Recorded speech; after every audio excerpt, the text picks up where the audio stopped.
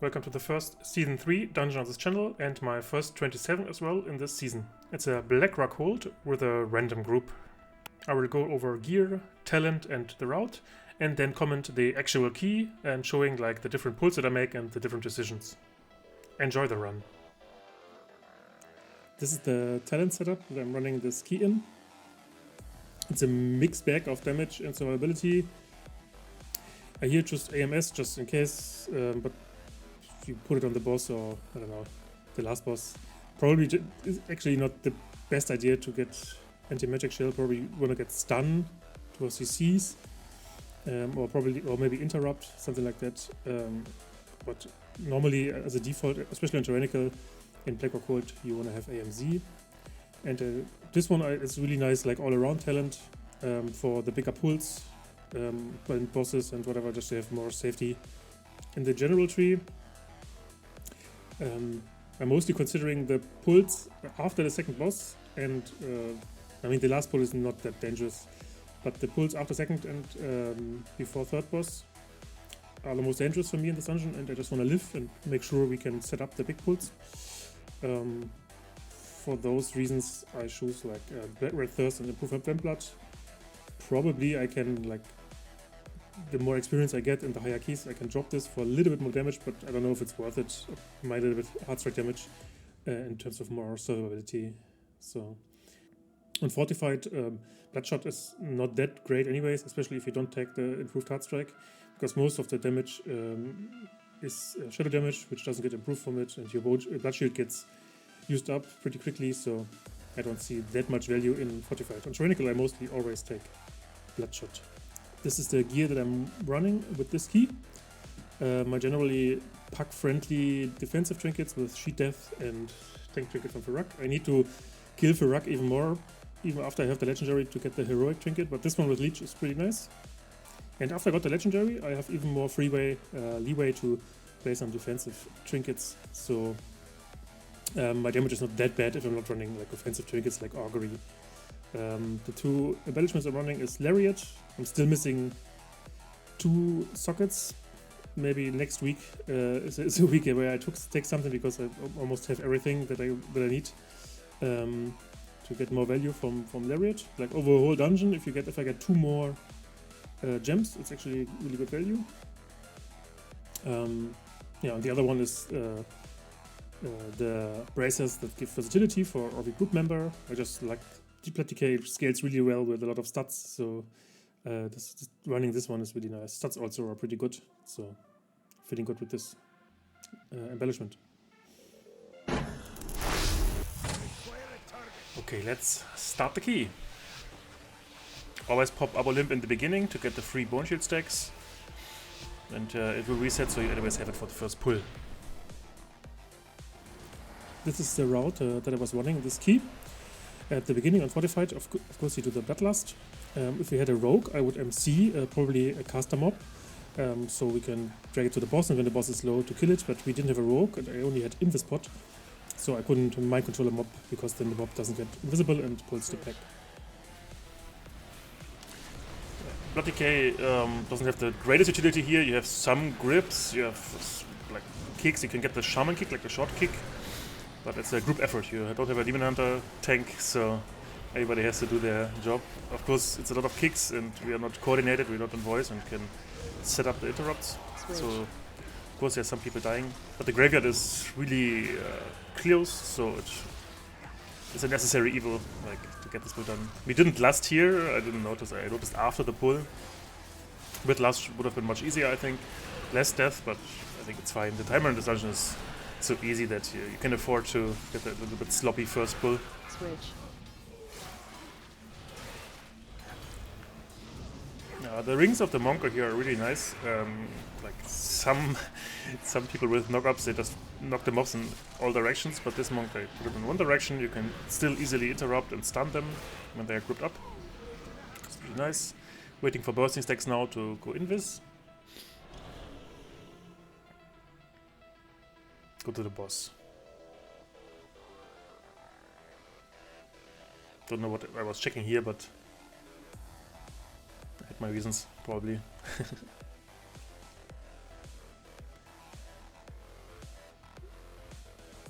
You can get the soul as well. I didn't do it here. I think somebody else put it. Because some classes get benefit from just hitting one mob. Now we bloodlust here. I mean, it's okay. But I think in Fortified you want to last not the 2 bosses, but you want to last the first pull and the pull before second boss, probably. Oh, this boss is pretty self-explanatory. If there's like a very, very bad of these rings, the fear rings, you can just use AMS and stand in the frontal. The boss doesn't do that much damage, and you, with the AMS, you prevent the debuff that the boss does. Because it doesn't work all the time, so you have to run out at some point.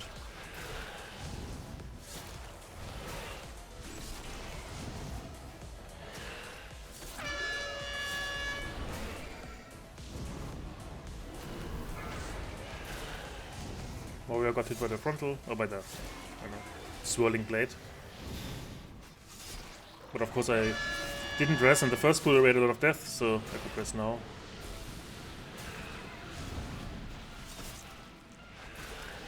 Yeah, I didn't tell them which one to CC, because anyways we don't have like a real good CC for them, like a root. But I have my, like I always grab this one next to the pillar, slappy hands, so all but one I can easily group together, because the one otherwise I would probably group through the boss when I'm doing this. So once I killed it, I like stacked up the other ones, and then I was wondering, I put AMZ, I was wondering like what doesn't happen, but I didn't see the mob in the beginning, the mob that we actually CC'd, so. And I was pretty curious, like, why did I not hit this mob with my abilities? Probably pretty lucky. Got my elbow limp. Didn't break out the root from the evoker. But as a DK, you can also, like, when one mob is running and you run out of CCs, you can just keep gripping it out, losing a little bit of damage on the boss, of course, but at least you're getting a lot more closer to the finish line. Now I'm positioning myself here. Next to this exit, because I wanna play the pack on the other side, like in the hallway. Because we skipped one of the big mini boss packs. For percentage, we need to play this one. I wanna do it after the boss, but I can save some time running to that. Playing a pack after the boss is pretty good because you have to wait for the RP anyways, and instead of just like not doing anything, you putting a pack. After the boss, we kill this pack. Here I can MC the caster, so we can focus the kicks on the big guy, and when both of the other guys are dead, I can just release the caster, and we kill it together with the remaining HP of the big guy.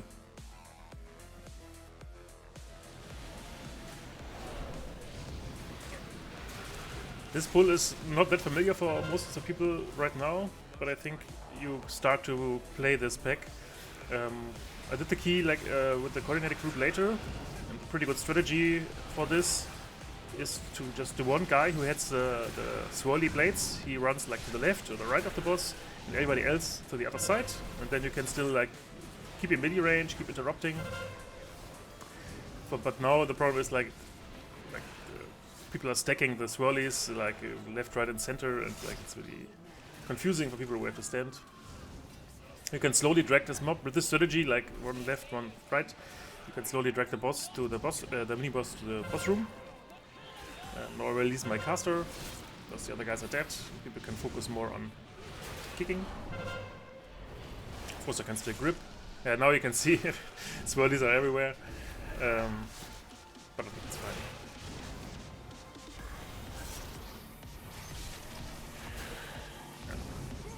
We almost don't have enough interrupts for this pull, and for future pulls I probably will keep the caster until later, until we are upstairs. So there's always just one mob to interrupt. Like I keep this one until we're upstairs, kill that caster, then I release this one. So there's always one caster that you have to interrupt.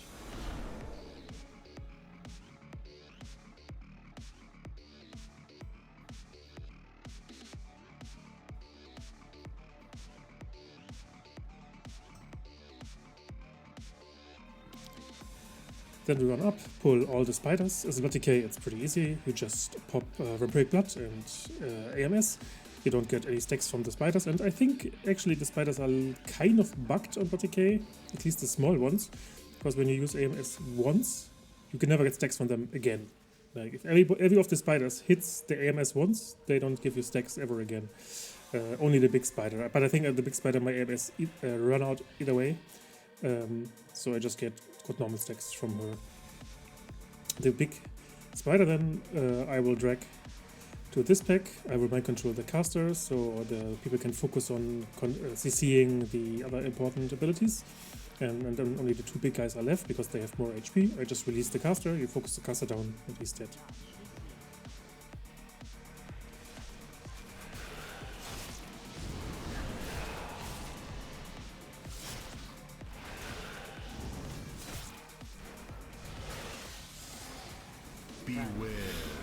As a BloodDK, you're always nice to grab the knife dances or even the archers. Archers are more or less for DPS purposes, so they are back in the pull and not outside.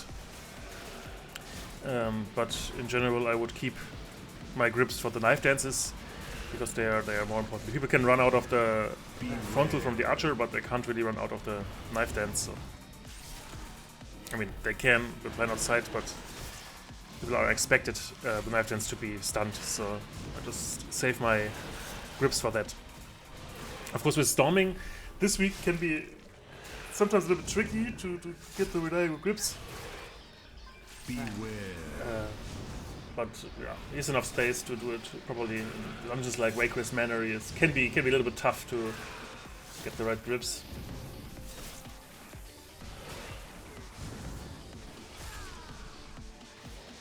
Similar procedure in the next pull. I mind control the cat, who's coming later this pull, but not sometimes it's already there, and when you have a good rogue or someone who can distract it, it's easy to set up. I will control the cat and then later release it when there's not so much group damage.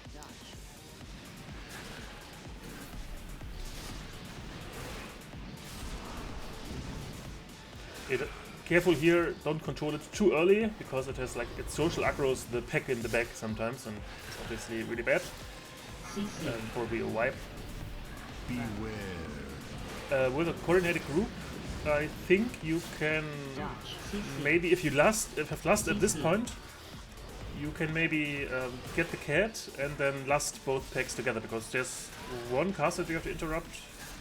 If you have enough AoE stops, you can stop the knife dance as well.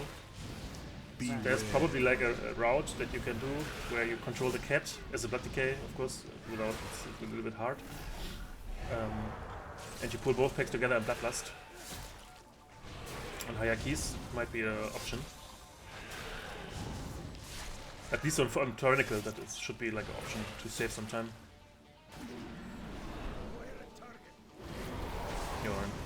Nothing really to say about this pack. There's two archers where BloodDK is pretty nice again to grab them in when they jump out. That's one knife dance. Dodge. CC. CC. Close caster is probably the most dangerous one here.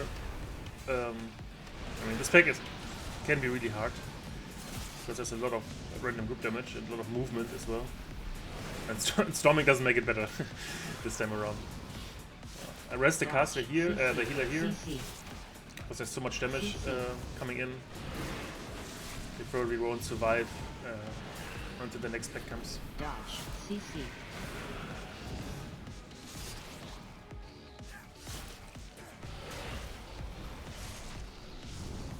CC.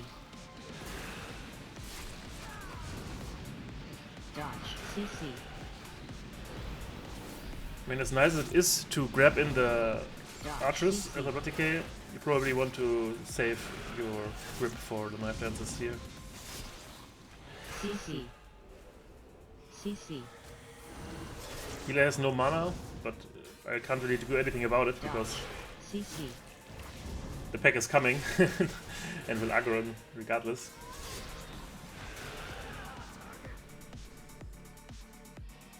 I will always save for the packs that jumps down. I will always save Abolimp to gather it up easily and then drag it at the edge so people can line the shots and everything else. if we would have lasted the first pull, which we didn't, normally at Fortified you should last this pull. Or the pull before. I think the pull before is even more dangerous because there's more random damage coming in. But it feels like the pull before is more dangerous than, than that one. Here again, tank them next to the pillar, so if people would want, they could line different shots or different abilities. But here BloodDK is also pretty nice to just keep them in one space with grips and drop the knife dances. Yeah, this would, if you mind control something, the cat probably, I think this guy is the best way to release it because it doesn't do anything and people can pay attention to the cat and spread out.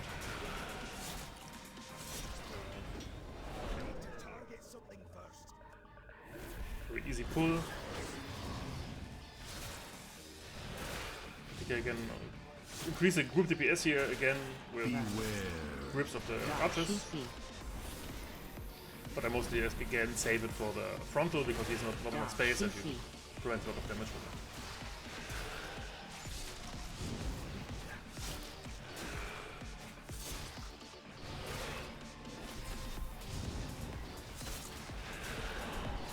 Beware. Dodge. There's a very nice ring from the monk. Look, like really anticipating the frontal.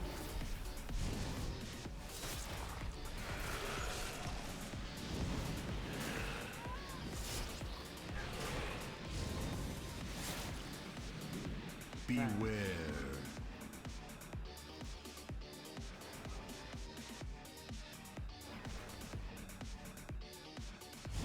Yeah, here I tell them to ignore the ads because when I don't have anything mind controlled here, I can, like especially in Fortified, I can always mind control the caster and the melee ads doesn't do anything, so people can just full focus the boss and you save so much time by doing that. Of course, when the key gets really high and you have to play two phases, then you probably want to CC the caster or like interrupt it on the second round of ads and still focus the boss because the boss is probably around 5%. But on Fortified and this 27, we have more than enough damage to play one ad phase.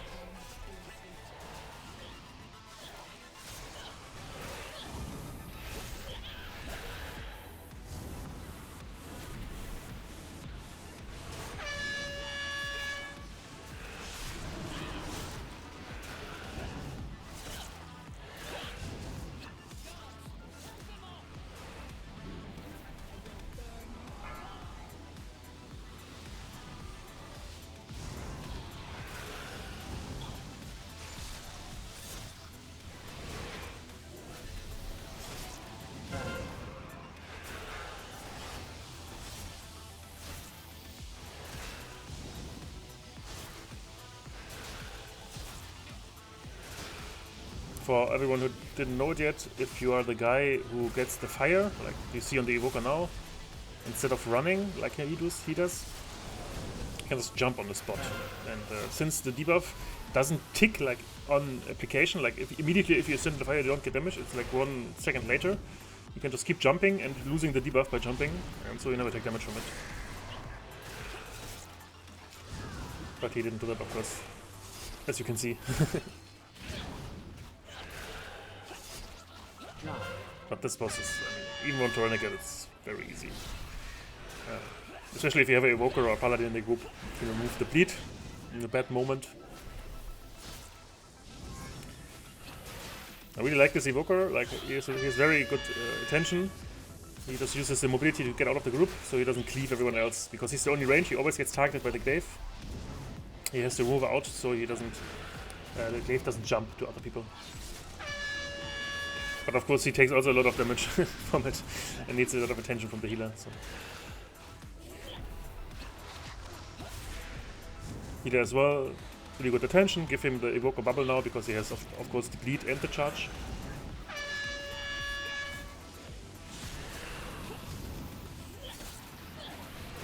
Really impressed with this healer.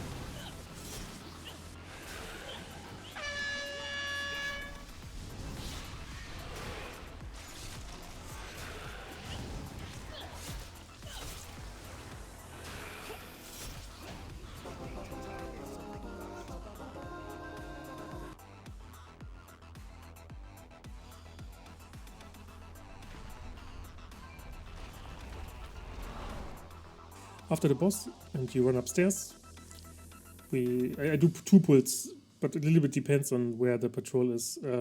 Like half the room in one pull, half the room in another pull. On tyrannical, and without something like bursting, sanguine, raging, and these kind of affixes that makes this pull really annoying. When it's basically just tyrannical and something that doesn't matter, then I can pull the whole room.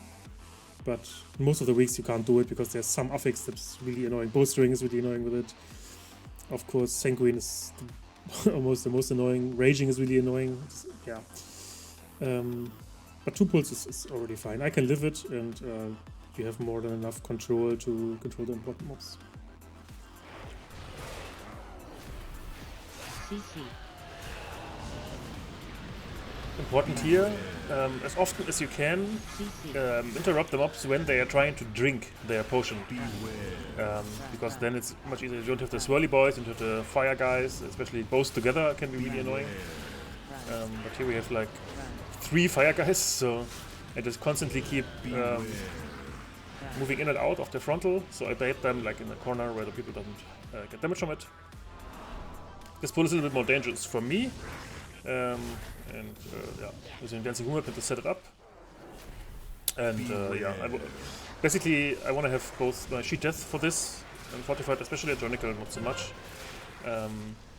Here you can also coordinate with your group, like when both of their guys in the beginning do their frontal, probably want to have like an AoE stun for that, or external from the healer. I use my Blinding Sleet and the first one I think, but I still proc my Sheet Death Trinket. CC. CC. But now I have my Dancing Moon. Of course the healer maybe doesn't track it, gives me bubble, but yeah, bubble gets consumed like in a matter of seconds on BloodDK on these kinds of pulls, so probably would have been better to save it for another person. I don't know. But I have my Purgatory as well, so I'm pretty safe. Here the same, we have a few of the fire guys, so I start to kite the mobs backwards, so I can focus on the Wraith Guard and still like bait the frontals in a certain way. After he's done, I go back and bait the frontal like in the other direction so people can still do damage.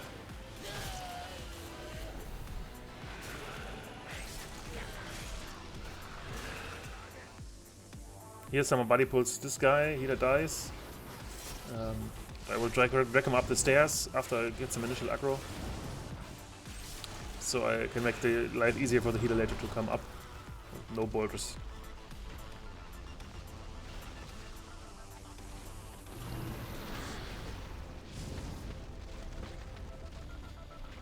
Really hard for me to keep building runic power and healing myself, so I just pop the healing potion for this, just to be sure.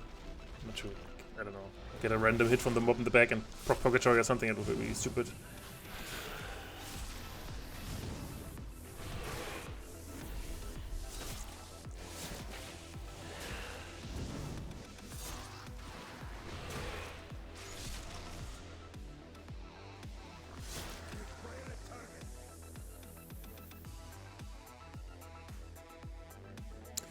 Next pull, of course, the 2 guys together, because you can't slow them down anymore, and you probably don't have enough kicks, especially when it's so confusing with all the bats. You mostly pull 2, but I can see with a coordinated group you pull all of them, because they don't do actually that much damage if they're not bigger, so might be fine to go off them. The other strategy is to pull 2 into the boss, but I also would only do that on coordinated groups, because when there's 1 kick coming through, the boss will just probably kill someone with the stomp or the charge. This part is so annoying on storming, especially in BloodDK, because they do some damage and you need to hit your death strikes pretty nicely. But with storming you're limited in building up runic power and you're limited in hitting the good death strikes, but yeah. Not that dangerous of a pull, especially if you get the good interrupts. I always try to, like, sometimes I don't have Dancing Rune Weapon at this point. So I'm tanking the bats for a little while until I get it back. So I can pop Dancing Rune Weapon here while I'm running, so I can just backpedal a little bit, turn my front to the mobs. So while I'm running up, I can, with limited unipower generation, I can still mitigate a lot of damage from this.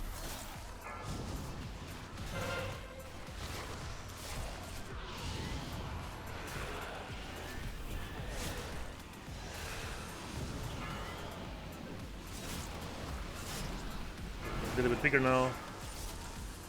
We had 3 interrupts, but nobody did it, so that's what I mean. When you put them into the bosses, sometimes people get distracted, and then it's really bad.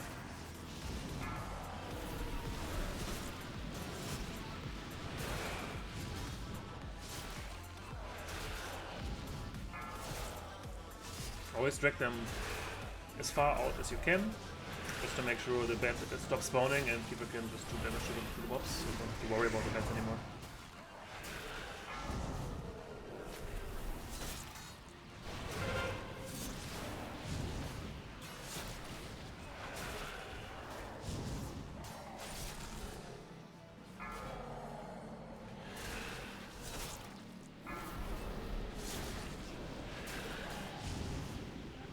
Waiting for the healer to sit, to drink mana here.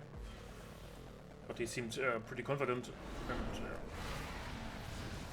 I just put the boss. Nothing much to say for this boss. I don't know why he moved out at the last second, but okay. Interesting. Nothing much to say about this boss. Always, like, you can see where the green beam is that you have over your head. You can see now on the evoker. Always put it in a way that the green beam like shoots into the wall or into the corner, not shoot it across the room. Do it right, and you can save a lot of space with this. My Saber here still people almost died. In the beginning, the boss went pretty clean. The beams were in the right way, and the soaks are almost good. But as you can see later, the boss wasn't so clean at all. But the timer in this dungeon is very lenient, so it's okay. Warrior could have popped like maybe Rallying Cry now for the Stomp as well, for him and for the Stomp.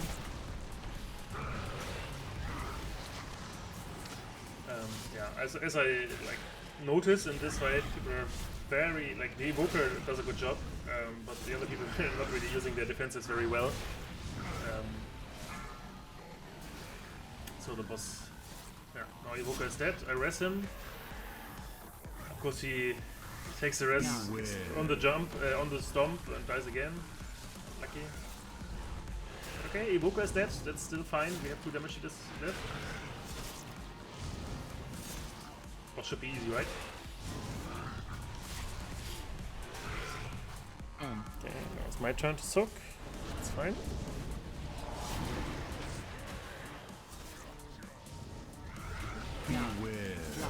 The room gets a little bit more chaotic. That's okay. I mean, not that much damage that comes in. And it's very easily to anticipate.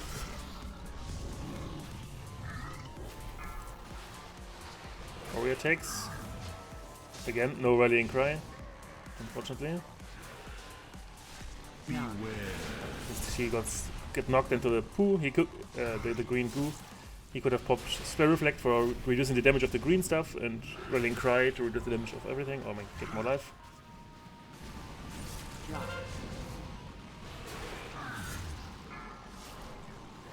Now I'll take the charge with Trinket and Vampiric Blood. Now I have 2 stacks. Even though I could have soaked it, but that's fine.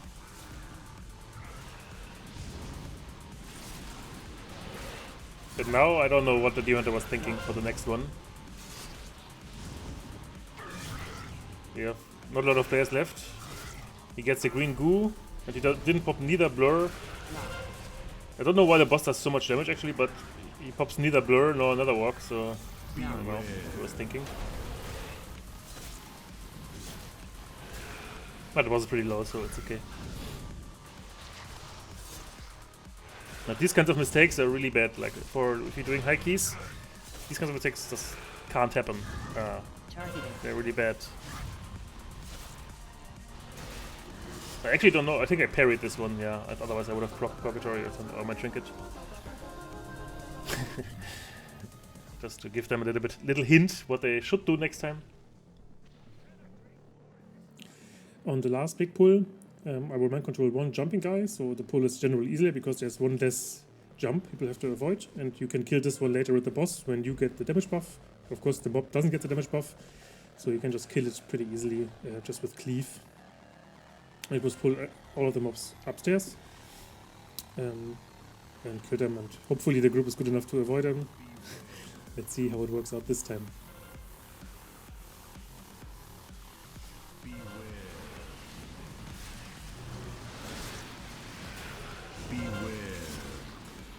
As a general tip for anyone who has the knockback, especially Ring of Peace, you should never put it on the BloodDK, like on the BloodDK directly, if he's not like an actual danger, because then like you need to have like your rhythm of hitting Heart Strike to get that Rune Power, or hitting your Death Strike to generate your blood shields.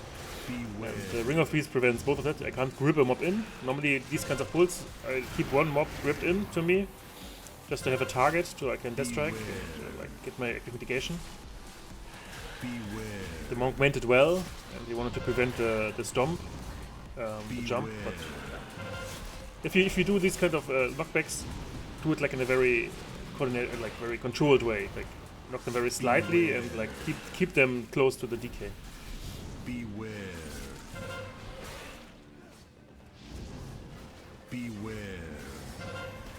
You can just basically kite these mobs for all eternity. Their frontal that doesn't do anything anymore. In Legion, the frontal used to charge you. The one strike, not the jump, but the other one. The execute, whatever it is, used to charge you, so you couldn't really kite them. You get to take the damage all the time.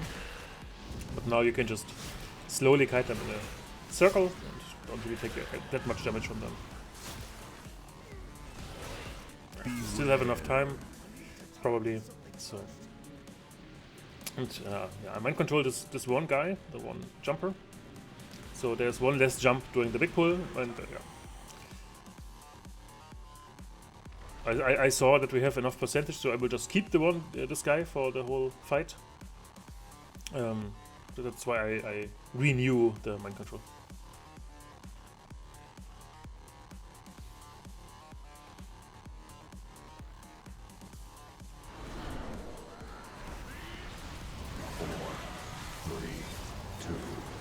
Probably you can last the second, like after the first intermission of the second phase, you can last to don't get a second running in the circle on the big demon boss. But this first phase also can be a little bit dangerous, so I like to pop last here, especially on Veronica. Beware.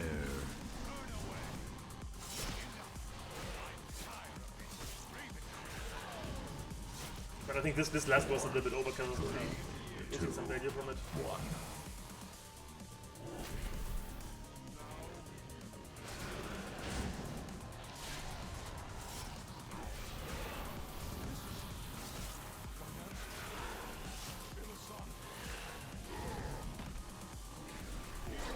Beware.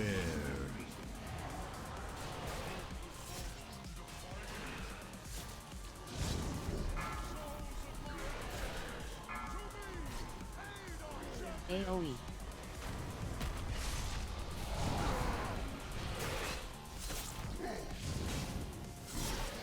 Beware.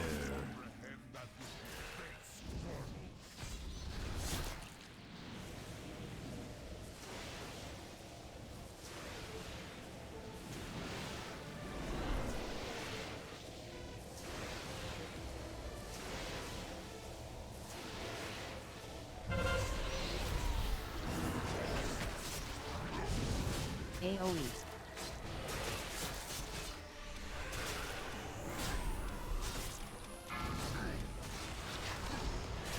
AoE.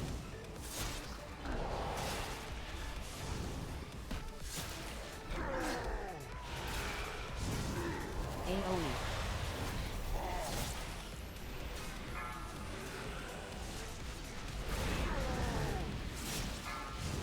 AoE.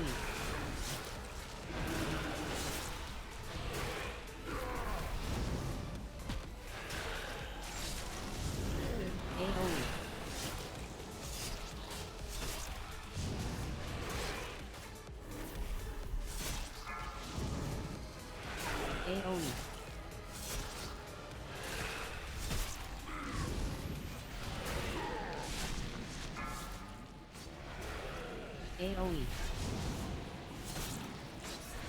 Jam. Beware.